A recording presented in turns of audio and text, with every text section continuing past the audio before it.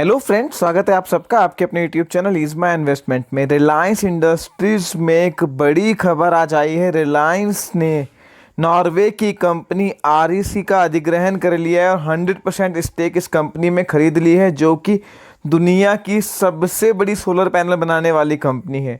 Friends, इस move से रिलायंस का रिन्यूएबल एनर्जी में जो मेगा प्लान है वो सामने आ रहा है कि रिलायंस कि जो प्लान है ग्रीन एनर्जी रिन्यूएबल एनर्जी को लेके वो काफ़ी एग्रेसिव हैं और कंपनी ने अपनी लास्ट एजीएम में इस बात को बोला था कि वो 2025 तक एक बड़ा इन्वेस्टमेंट इस स्पेस में करना चाहते हैं। जियो और रिटेल के बाद में ये रिलायंस का सबसे बड़ा इन्वेस्टमेंट है और यहाँ पर ये एक नया ट्रिगर रिलायंस के शेयर की रीरेटिंग के लिए हो सकता है। रिलायंस की जो रिन्यूएबल एनर्जी सब्सिडरी कंपनी है उसने आरईसी सोलर होल्डिंग में 100% स्टेक खरीद ली है। $771 मिलियन के आसपास जो है ये डील हुई है, जो लगभग 6000 करोड़ के आसपास बैठती है।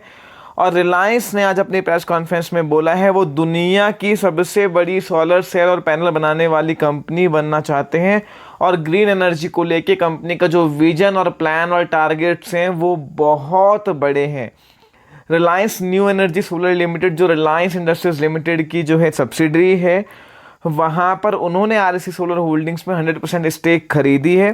फ्रेंड्स, आरईसी के पास 600 से ज़्यादा डिजाइन पेटेंट हैं, जिसमें से 446 ऑलरेडी ग्रांटेड है और जो बैलेंस है वो अंडर एवेलुएशन है। आरईसी को सोलर पैनल में सोलर एनर्जी के फील्ड में सबसे बड़ी कंपनी माना जाता है और सबसे रेप्यूटेड ब्रांड है ये। दो इसके प्रमोटर जो है अब चाइनीज़ है, पर जो कंपनी का पेरेंटल है वो नॉर्वे से है और नॉर्वे वर्ल्ड में सबसे पहली कंट्री है जहां पर सबसे ज़्यादा ग्रीन एनर्जी और जो इलेक्ट्रिक व्हीकल्स है उसका अडॉप्शन देखने को मिला है। सबसे ज़्यादा जो ग्रीन एनर्जी है, रिन्यूएबल एनर्जी है, वो नॉर्वे में प्रोड्यूस और यूज़ होती है। रिलायंस की रिन्यूएबल एनर्जी को लेके वैसे ही बहुत एग्रेसिव प्लान है। 2030 तक कंपनी का कहना है कि वो 100 गीगावाट का जो है अपनी कैपेसिटी बढ़ाना चाहते हैं, जो कि लगभग जो टोटल इंस्टॉल्ड कैपेसिटी है अगले 10 साल का टारगेट उसका 1/5 यानी कि रिलायंस 20% के आसपास जो है अपना मार्केट शेयर जो है 2030 तक रिन्यूएबल एनर्जी स्पेस में करना चाहती है। आज लास्ट वीडियो टाटा पावर की भी हमने बनाई थी, वहाँ पर भी हमने आपको ये बात बोली थी कि टाटा पावर को भी जो इतना एग्रेसिवली वैल्यूएशंस मिल रहे हैं और जो बाइंग आ रही है वो कहीं ना कहीं इसी चीज़ की वजह से आ रही है कि वो कंपनी भी रिन्यूएबल एनर्जी में लगातार जो है अपना पोर्टफोलियो इंक्रीज कर रही है और कैपेसिटी बढ़ा रही है।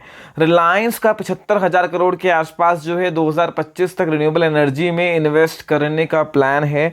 ये जो रिलायंस का विज़न है, जिस सेक्टर में रिलायंस इस बार एंट्री कर रहा है, ये टेलीकॉम और रिटेल की तरह बहुत ही हाई ग्रोथ और एक ऐसा सेक्टर है जिसमें अगले 10-15 साल अपॉर्चुनिटीज़ की कमी नहीं है।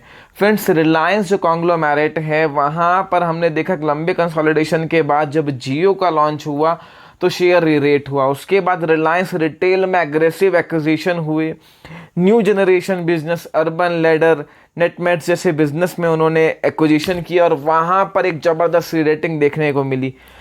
उसके बाद रिलायंस का स्टॉक हमने देखा एक कंसोलिडेशन जोन में 1800 से 2000 के रेंज में काफ़ी घूमता रहा। एक करके एक बड़ी मूव रिलायंस के शेयर में देखने को मिली और मार्केट में बात भी चल रही थी कि कुछ बड़े अनाउंसमेंट्स हो सकते हैं।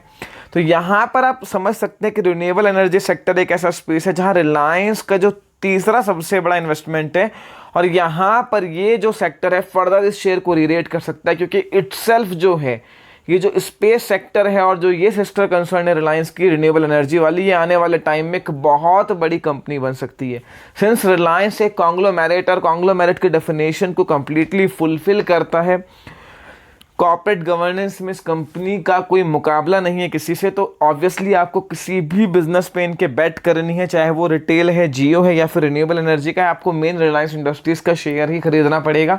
सारे शेयर उसमें मर्ज हैं और कंपनी के जिस तरह के अग्रेसिव प्लान है और जिस तरह के स्ट्रेटेजी उसको देखकर अभी लग भी नहीं रहा है कि नियर टर्म में ये बिजनेस को डीमर्ज करेंगे या फिर कोई आईपीओ लेकर आएंगे, किसी भी तरह से वैल्यू अनलॉक करेंगे किसी सेपरेट कंपनी को लिस्ट करके। उसमें लगता है अभी थोड़ा वेट और करना होगा।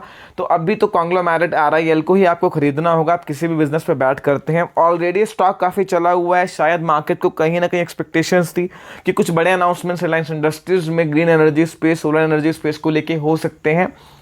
तो यहाँ पर ऑलरेडी फ्रेंड्स ये न्यूज़ बहुत पॉजिटिव है, तो कल के सेशन में एक पॉजिटिव मूव देखने को मिलना चाहिए। शेयर बहुत चला हुआ है। रिलायंस इंडस्ट्रीज एक ऐसी कंपनी है जो लो और भूल जाओ वाली कैटेगरी में फिट होती है।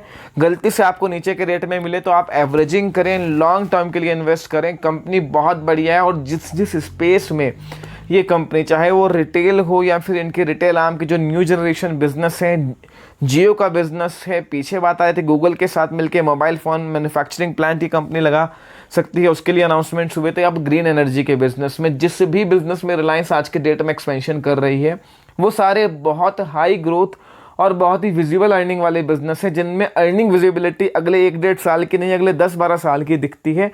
एक तरह से कह सकते हैं फ्यूचर के बिजनेस हैं, जिसमें एक बड़ी अपॉर्चुनिटीज़ है और बड़ी ग्रोथ अपॉर्चुनिटीज़ है।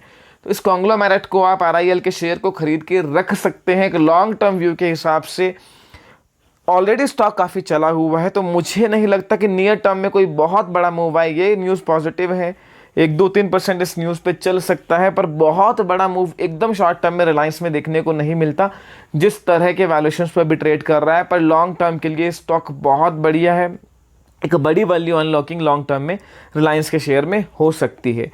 यहाँ पर फ्रेंड्स आप जो है जो भी पोजीशन बनाए एटलीस्ट 6 मंथ्स टू 1 ईयर सोच के यहाँ पर जो है पोजीशन बना सकते हैं। और मार्केट अगर नीचे आती है तो एवरेजिंग की स्ट्रेटेजी को अडॉप्ट करें। फर्दर आपकी कोई भी क्वेरी रिलायंस इंडस्ट्रीज को लेकर हो, feel free to ask me in the comment section. Video पसंद आई है लाइक कीजिए, दोस्तों के साथ शेयर कीजिए। इज माई इन्वेस्टमेंट को सब्सक्राइब करना ना भूलें। Thank you.